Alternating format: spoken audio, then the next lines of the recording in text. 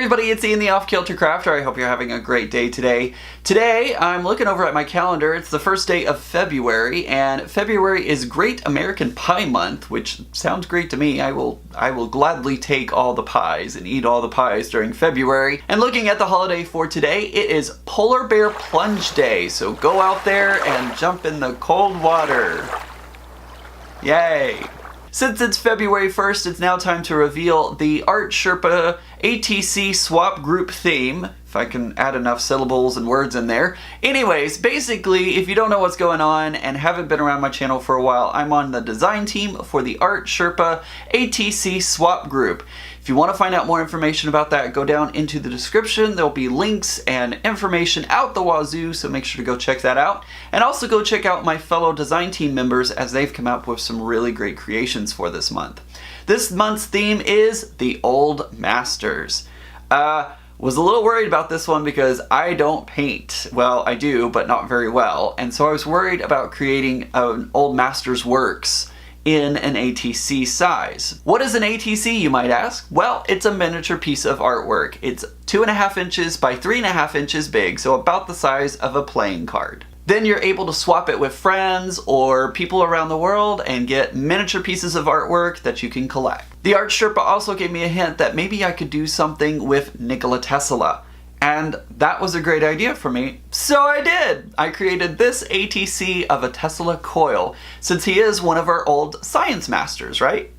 I mean, he has a car named after him, for crying out loud, so he's kind of important. So let's go ahead and put this ATC together. You'll be shocked with how easy it was.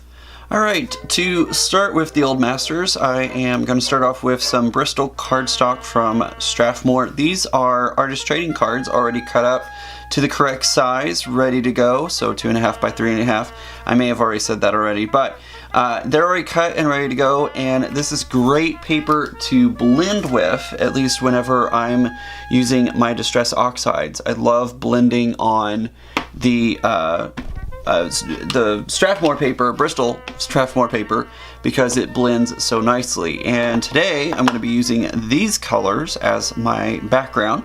I'm going to use my ink blending tools to put a little bit of color onto the background of this piece. And I've gone ahead, I have already cut out some pieces using my Cricut. So this is my Tesla coil. It looks more like a Van de Graaff, but we're going to call it a Tesla coil. And it's going to go right here, and I wanted it kind of more silhouette up against the striking background. At least that's what I'm hoping happens, so we're going to see how this all works out. First thing though, I do want to start off, I'm going to start off with Spice Marmalade, move into some Wilted Violet, and then finally some Blueprint Sketch to give me that nice gradient background. At least that's what I'm hoping for.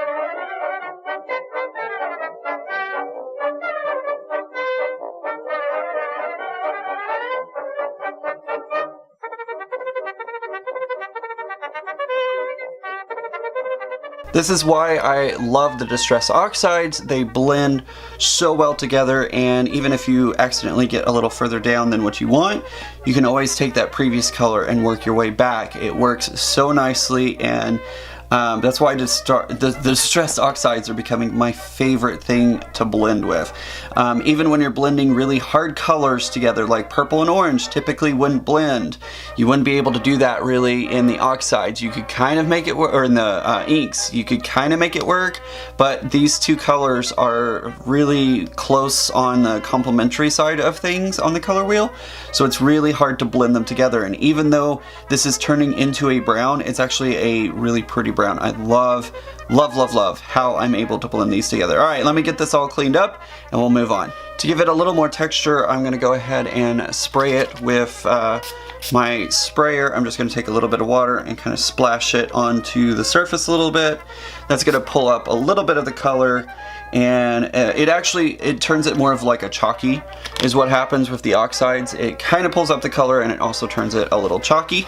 So I'm going to let that sit for just a second to get that texture going, and then I'm going to use my paper towel and pull up what I can, which isn't going to be a lot, but I think it's going to give it that nice texture that I'm looking for. How many times can I say texture? There we go.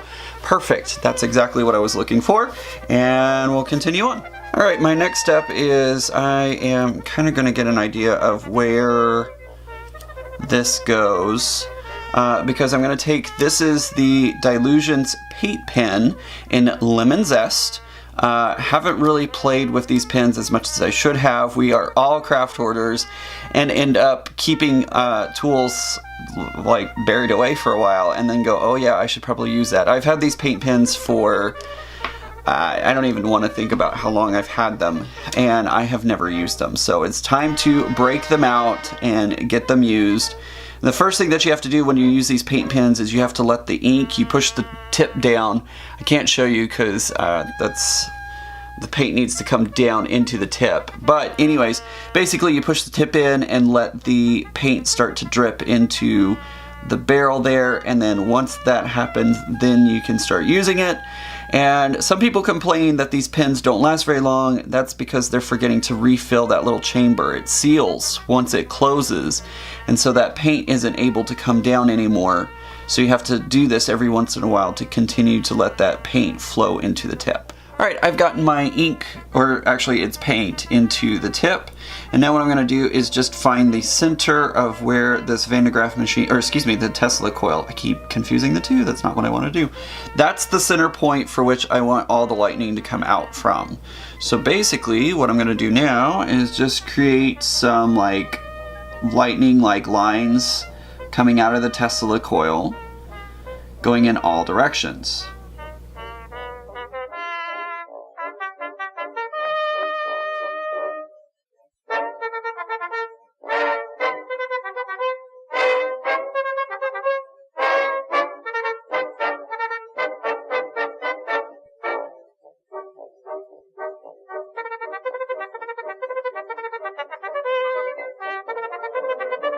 There we go.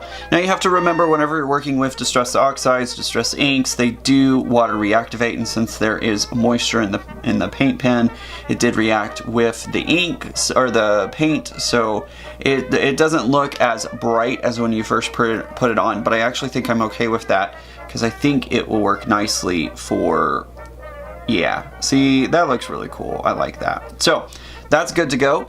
Now what I'm going to do is I'm going to grab some of my, this is Art Glitter Glue. You can buy this from May Made It, and multiple other locations. I believe Amazon also has it as well. And I'm just going to squirt a little bit of glue onto the back of this so that way I can glue it down. I used the Art Glitter Glue because I did want to give myself that few extra seconds to make sure that I had it where I wanted it and could place it down and move it around without having to worry about it sticking for good right at that central point that I put it down at. If you use something like a dry adhesive, a tape liner or something like that, it does, it will end up sticking the moment you put it down, so it makes it a little more difficult if you want to do something and kind of scooch it around a little bit. Next up I have a Copic marker. This is BG13. I'm going to use the chiseled end, which we never do in art crafting, or paper crafting at least. And this is some glitter paper from Crazy Creations. I hoard this stuff kind of badly. This is one sheet that I've bought from them, and I've had it for years and years and years. Still, as you can see, I'm still working my way through it. But anyways, this is really super fine, microfine glitter, and it really creates a great effect. And you can actually use Copic markers or any alcohol markers on it to color it. So that's what I'm going to do here. I'm actually going to color this glitter paper into this light teal kind of color. And I think it's going to create a really cool effect for making these lightning bolts colored, but also give it that glitter effect, which, as many of y'all know, for those of y'all who have been with me for a while, I hate glitter. But again, it does come off. It's not as good as the Cricut glitter, but I don't know that I can color on the Cricut glitter. So I tend to use this one whenever I want to do any coloring of the glitter paper, cardstock, whatever you call it. And now that I've colored those, it's time to glue them down onto my ATC. So I'm going to use some more of this art glitter glue and place it on.